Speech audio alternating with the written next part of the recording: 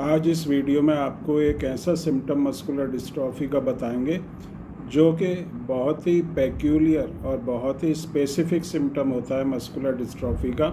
और छोटे बच्चों में ख़ास तौर से जिनको डीएमडी होती है, ये अगर एक सिम्टम दिखाई देता है तो इससे बहुत हद तक ये कंफर्म हो जाता है कि उसको मस्कुलर डिस्ट्रॉफी है। और इस सिम्टम को हम कहते हैं गॉवर साइन। गॉवर साइन एक ऐसा सिम्टम है जो डीएमडी में जो बच्चे होते हैं, छोटे बच्चे होते हैं, और जब वो उनको थोड़ा बैठ के उठने में प्रॉब्लम होती है, तो जब वो नीचे से बैठ के जब उठते हैं तो उनको थोड़ा ज़ोर लगाना पड़ता है। और ज़ोर लगाने का मतलब ये है कि बच्चा जब नीचे ज़मीन से बैठ के उठेगा तो वो किसी तरह की सपोर्ट लेगा। और जनरली क्या होता है, बच्चा अपने घुटने पे हाथ रखता है और घुटने की सपोर्ट लेके वो उठता है, और इसी कंडीशन को जो है गोवर साइन कहते हैं। तो ये एक ऐसा सिम्टम होता है जो मस्कुलर डिस्ट्रॉफी में छोटे बच्चे जो डीएमडी के जो पेशेंट्स होते हैं वो ये एक सिम्टम ज़रूर दिखाते हैं, जिसको हम गोवर साइन कहते हैं। इसके अलावा दूसरे सिम्टम्स भी हैं जिनसे हम पहचान सकते हैं कि बच्चे को मसल से रिलेटेड प्रॉब्लम है। इसमें बच्चे का जो जैसे एक सिम्टम बताया है कि जब बच्चा नीचे से बैठ के उठेगा तो वो अपने घुटने का सपोर्ट लेगा। दूसरा जो है, बच्चा अपनी जो एड़ी है उसको उठा के चलेगा और पंजे के ऊपर चलेगा, पूरा पैर लगाने में उसको प्रॉब्लम होगी। तो ये एक और सिम्टम होता है। इसके बाद अगर बच्चा तेज़ी से चलता है तो वो बार बार गिर जाता है, ये भी एक मस्कुलर डिस्ट्रॉफी डीएमडी का जो है सिम्टम होता है। इसके अलावा अगर जीने पे बच्चा चढ़ता है तो जीने पे चढ़ने से बच्चे को बहुत ज़्यादा प्रॉब्लम होगी। या तो वो जो जीने का जो रेलिंग वगैरह होती है उसकी सपोर्ट लेगा, या फिर बहुत ही परेशानी से बच्चा ऊपर को जीने पे चढ़ेगा। तो ये भी एक सिम्टम होता है मस्कुलर डिस्ट्रॉफी का। तो इस तरह के जो सिम्टम्स होते हैं जिसमें चलने, बैठ के उठने में और दूसरी जो भी मूवमेंट से रिलेटेड जो भी हमारी एक्टिविटी होती है उसमें प्रॉब्लम होती है। तो छोटे बच्चे, क्योंकि डीएमडी एक ऐसी प्रॉब्लम है जो 2-3 साल का जब बच्चा होता है उसको प्रॉब्लम होने लगती है, और चलने, बैठने, उठने में काफ़ी प्रॉब्लम बच्चा जो है महसूस करता है। इसके बाद एक और जो सिम्टम देखा जाता है डीएमडी में, ख़ास तौर से जो डीएमडी के पेशेंट होते हैं, उसको कहते हैं हम काफ मसल स्यूडो हाइपरट्रॉफी। जो काफ मसल्स होती हैं, जो घुटने के नीचे पीछे की साइड में जो मसल्स होती हैं वो मोटी हो जाती हैं, खट्टी हो जाती हैं, हार्ड हो जाती हैं। वहाँ पर फैट और कनेक्टिव टिश्यू का जो है डिपोजिशन हो जाता है, और बच्चे की जो काफ मसल, जिनको हम पिंडली कहते हैं, वहाँ की मांसपेशी बहुत ज़्यादा हार्ड, पत्थर की तरह हार्ड हो जाती हैं और बाहर को उभरने लगती हैं, मोटी बहुत ज़्यादा हो जाती हैं।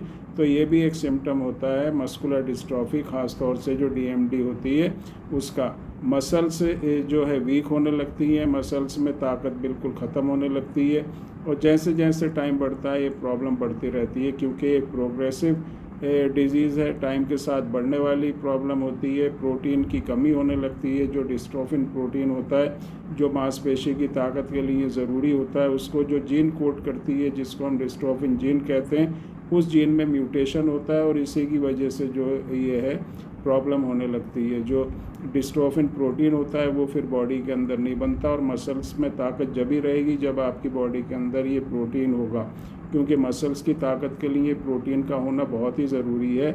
अब जब एक चीज़ मसल्स की ताकत के लिए हमको ज़रूरी जिसकी ज़रूरत पड़ती है, और वो चीज़ ही अगर बॉडी के अंदर नहीं होगी, वो चीज़ अगर बॉडी में नहीं बनेगी तो मसल्स में ताकत नहीं होगी, और मसल्स आहिस्ता आहिस्ता जो है और कमज़ोर होती ही चली जाएंगी। तो इस तरह की प्रॉब्लम फेस होती है मस्कुलर डिस्ट्रॉफी डीएमडी में। या दूसरी जो मस्कुलर डिस्ट्रॉफी होती है, जैसे बीएमडी, बैकर मस्कुलर डिस्ट्रॉफी या लिम्ब-गर्डल मस्कुलर डिस्ट्रॉफी, इसमें भी मसल से रिलेटेड ही प्रॉब्लम होती है। ये भी प्रोग्रेसिव प्रॉब्लम होती है, मसल्स वीक होने लगती हैं, लेकिन इसकी जो प्रोग्रेस होती है, इसकी जो स्पीड होती है वो थोड़ी स्लो होती है डीएमडी के मुकाबले। बैकर मस्कुलर डिस्ट्रॉफी में भी इसी तरह के सिम्टम्स दिखाई देते हैं जैसे कि डीएमडी में होते हैं। और लिम्ब-गर्डल मस्कुलर डिस्ट्रॉफी, जो अब ज़्यादा उम्र 20 या 20 के बाद में की जो एज होती है उसमें अगर मस्कुलर डिस्ट्रॉफी होती है तो ज़्यादातर जो केस होते हैं उसमें लिम्ब-गर्डल मस्कुलर डिस्ट्रॉफी या मायोपैथी के केस माने जाते हैं। 15-16 की एज में अगर किसी को प्रॉब्लम होती है तो ज़्यादातर देखा गया है कि ये बैकर मस्कुलर डिस्ट्रॉफी है, और जो 2, 3 या 4 साल की उम्र में सिम्टम दिखाई देते हैं छोटे बच्चे को, वो ज़्यादातर क्या होता है डीएमडी ड्यूशन मस्कुलर डिस्ट्रॉफी मानी जाती है। तो एज के हिसाब से भी हम एक आइडिया लगा सकते हैं कि बच्चे को किस तरह की मस्कुलर डिस्ट्रॉफी है। बाकी जो इसकी जेनेटिक टेस्टिंग होती है उससे कंफर्म हो जाता है कि कौन सी मस्कुलर डिस्ट्रॉफी है, कौन से नंबर का जो एक्सॉन है उसमें किसी तरह का म्यूटेशन है, डिलीशन है, डुप्लीकेशन है या इंसर्शन है।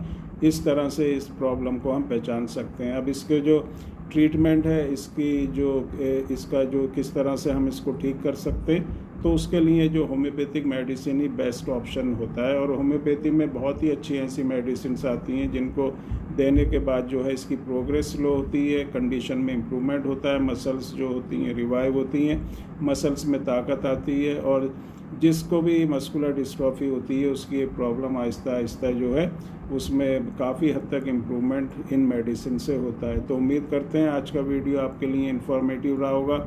ये आपको आपकी फैमिली में या रिलेशन में या कोई भी फ्रेंड सर्कल में जिनको मस्कुलर डिस्ट्रॉफी है उनके साथ इस वीडियो को आप ज़रूर शेयर करें। वीडियो को बनाने का जो मकसद है वही है कि जिनको मस्कुलर डिस्ट्रॉफी है उनके पास तक एक पूरी सही इन्फॉर्मेशन पहुँचे और उनको पता लगे कि किस तरह के सिम्टम्स जो होते हैं मस्कुलर डिस्ट्रॉफी में होते हैं, और जो पेरेंट्स हैं वो भी अलर्ट रहें कि उनके बच्चों में अगर इस तरह के कोई भी सिम्टम दिखाई देते हैं तो एकदम उनको जो है इसकी टेस्टिंग वगैरह करनी चाहिए और इसकी कोशिश करना चाहिए कि जल्दी से जल्दी इसका जो भी ट्रीटमेंट पॉसिबल है आज के टाइम में उसको हम ज़रूर करें।